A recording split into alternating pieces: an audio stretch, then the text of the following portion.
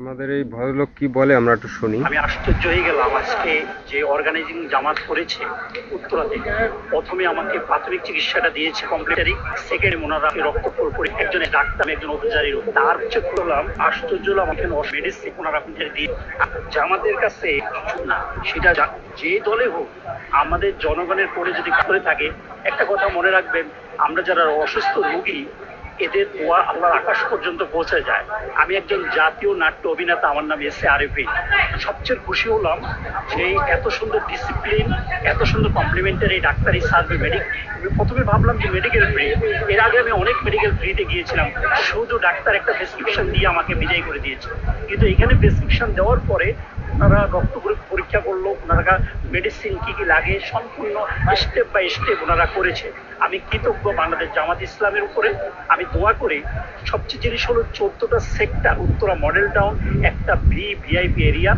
এখানে 14টা সেক্টরের মধ্যে অসংখ্য নামি দামি কিছু হসপিটাল লং টাইম এখানে বিজনেস করে যাচ্ছে।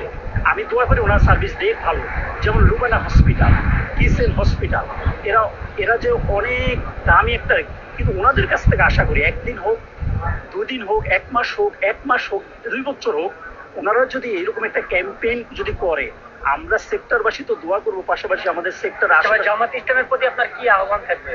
জামাতের ইসলামের আহ্বান বলতে, আমি ছোটবেলা থেকে জামাতকে দেখেছি ডিসিপ্লিন।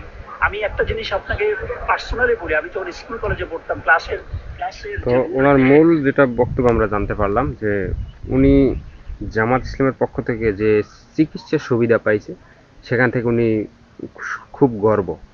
তো মূল কথা হচ্ছে মানুষের চিকিৎসা, বাসস্থান, এগুলা যদি একটা দল বা কোনো কেউ যদি সাহায্য করে, এই জায়গা থেকে অ্যাক্টিভ থাকে, তাহলে বাংলাদেশ জামাত ইসলাম খুব এই জায়গা দিয়ে অ্যাক্টিভ, যে আপনাকে চিকিৎসা খাত, তারপর বাসস্থান, ঘর, এগুলা পুরোপুরিভাবে দুর্নীতি মুক্তভাবে আপনাকে সাহায্য করবে আপনার।